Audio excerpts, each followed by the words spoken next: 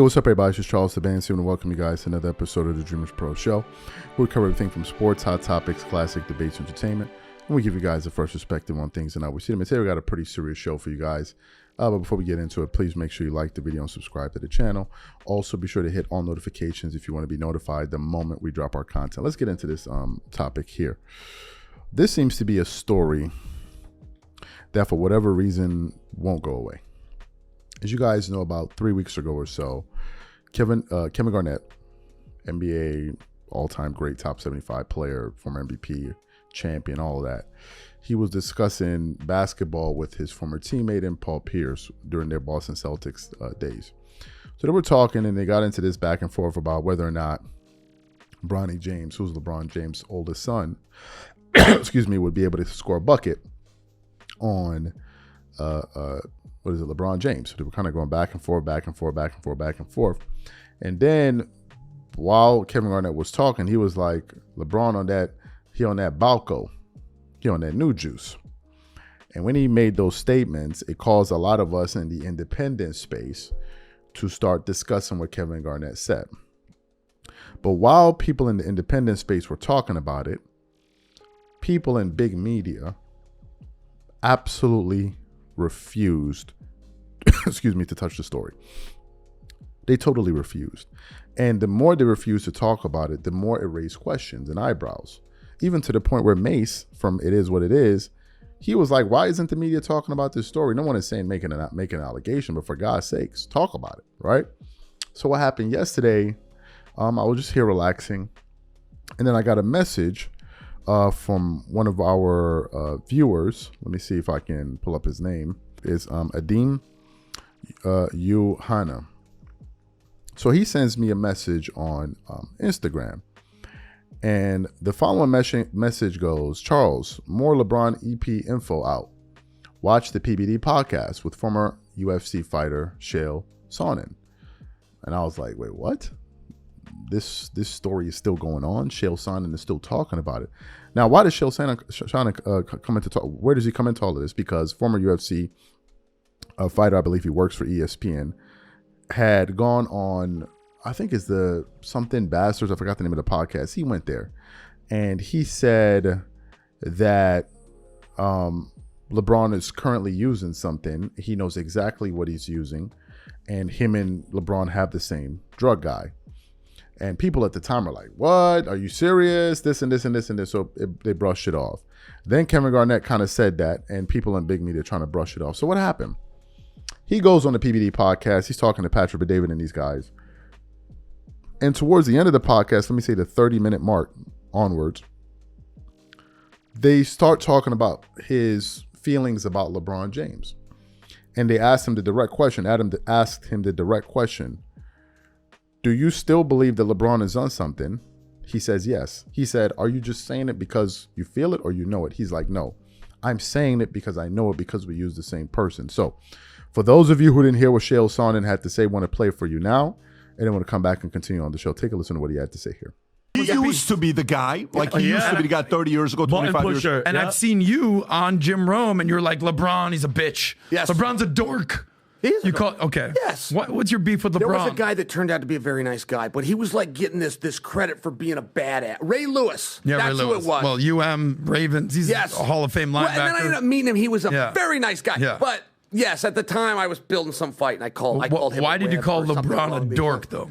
Well, what did LeBron do? LeBron had done something to me. And he was coming to UFC fights, and he wasn't doing autographs, and it was just one of these things that rubbed me the wrong way. And he and I have one thing in common. We use the same drug dealer to buy our EPO. And I don't see anything wrong with that. Like, there's performance-enhancing drugs, and they'll come out and try to tell you those are bad things. Performance and enhancing are good terms. You can pin that on me all you want. If there's something out there that can make you better, I'm not going to lie about it like a lot of other people are. And it was a big deal. It's like LeBron. To explain where you got to understand, I grew up through the Hulk Hogan era. Like, I mean, I'm taking my vitamins and I'm doing my push-ups every night and I'm flexing in the mirror for 10 years and I can't put on any muscle. It's like, Hulk, why didn't you say you were taking anabolic steroids? Like, I did the prayers, I did the I would have done the steroids. Yeah. Why didn't you include that? Well, because he would give speeches like, 10 years. you guys need to take your vitamins, kids. Yeah. Is there validity to your story with the same drug dealer? Is that actually accurate? Straight up. Specific, but it's a wonderful drug. See, this is what, but guys, it's good. It's a legal medicine. There's your boy. That's one of the things. It's a legal Now, you can ban it in sports and there's different rules, but I'm sharing with you, like this is what Lance Armstrong did. When he finally clean, it was something called EPO. And in the world of performance-enhancing drugs, in my experience, EPO is king, and it is king by 8. I would pass up 5 other stuff just to have that, but it's very, very difficult to get. It's very expensive. We happen to have the same guy. I didn't say that to out him and or embarrass him. This wasn't like a dry snitch.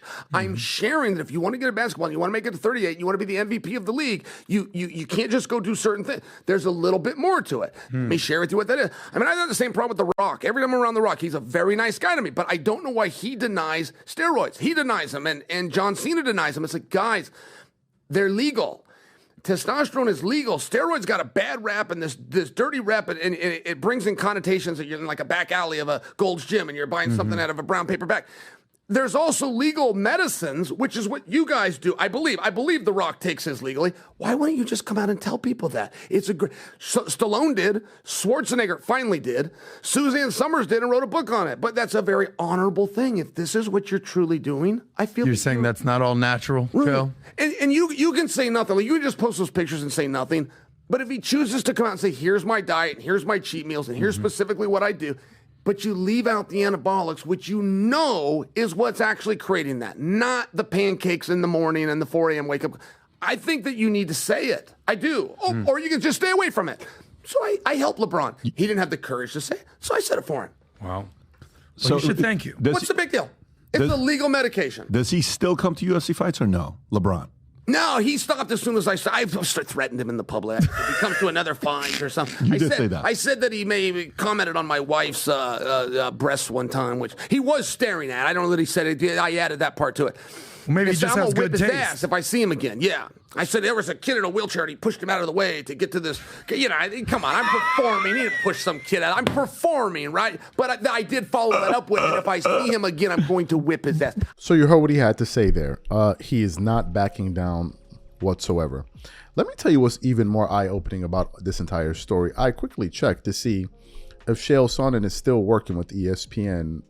And according to ESPN Press Room, he currently hosts the Chael Sonnen Show with George Sedano on ESPN Plus, and appears on a number of MMA programs, including reports on SportsCenter from UFC events. So Chael Sonnen is saying this, and he's employed by ESPN. So the question then becomes, why hasn't ESPN, the network, tried to terminate him? Or why hasn't anyone in LeBron's camp tried to sue him? What my guess is the following. I'm guessing that Chael Sonnen knows this to be a fact. This is what I'm guessing. I could be wrong. And he's like, if you sue me, I will counter sue because I will prove that I'm not lying. The only way someone feels this level of confidence to go out there and speak about a star at the level of a LeBron James is that you must be very, very confident about the things that you're saying. That was one of the biggest points I brought up about the Kevin Garnett comments, when people were like, Kevin Garnett is joking. And I said at the time, and I'm going to say it again, I said, why would you make a joke that can cause you to get sued? Who makes such a flippant statement and risks being sued? Who would do this? Who would do something like this? So for him to continue to say this on a platform as big as PBD's podcast, I'm surprised that he's not letting go of it. And to me, I am still even more surprised that no big media network wants to touch this story. We can talk about the most frivolous sports stories, but when it comes to something as serious as this, everybody's tucking their tail and running away. And here's what's interesting. It makes me think about the Stephen A. Smiths of the world, and I'll tell you why. Do you know why it makes me think about them? Because Stephen A. Smith has always looked down on people who are in the independent space that were on YouTube. And his disposition was, and he said it, he said that, listen, a lot of these guys aren't even accredited journalists. They didn't go to journalism school. They're not even athletes. They just are people that are cut on their microphones and decided to talk, right? So we should not take these people seriously. We're the ones that should be taken seriously. The people that went to school for journalism, the people that are investigative reporters and all of that. So the question then becomes, if you guys are the ones that are meant to truly cover this, to cover sports, and you guys have all of the credentials, why aren't you guys touching this story? Why are you leaving it to the guys in the independent space to do it?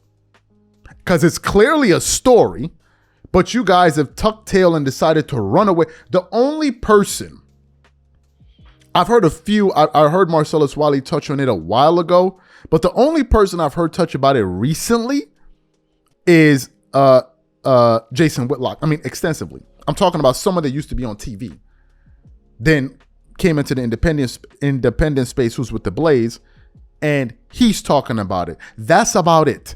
Nobody else has said a mumbling word. But we in the independent space get criticized because, oh, well, we didn't go to school for journalism. Well, the people that went to school for journalism, why aren't they covering this story? Show us the way. Show us how to do it. Show us how to do it. In most cases, these guys are already multimillionaires, so you have a lot less to lose. Because most people in the independent space are not millionaires. So it's not like as if you guys are just, oh, let me just shut up so I can make my money. Most of y'all already made a good amount of money doing what you do anyway. So why aren't y'all talking about it? It's crazy that these guys are running for the hills and they're afraid to discuss this. Do you hear what this guy's saying? No one is going to say, but man, did you hear what Kevin Garnett said? Did you hear what Chael Sonnen said? Did you hear what he said? They talk about everything else. And I know Patrick, but David and all of them are not fans of LeBron for his political position that he takes. That's not really why I'm not a fan of LeBron. I mean, I don't hate LeBron. I can't deal with his antics. We are not fans of LeBron for two different reasons. Not for his political views, because I don't listen to LeBron for his political views or anyone else, athlete really. But surprising. So these are my thoughts. So what I want to know from you guys, what do you think about today's show? What do you think about what Chael Sonnen had to say? And why do you think everybody's running away from this? And why hasn't LeBron and these guys decided to sue this guy if he continues to go out there and say these things? Whatever you guys think, please leave your thoughts and comments in the comment section. We catch you on the next show. Peace.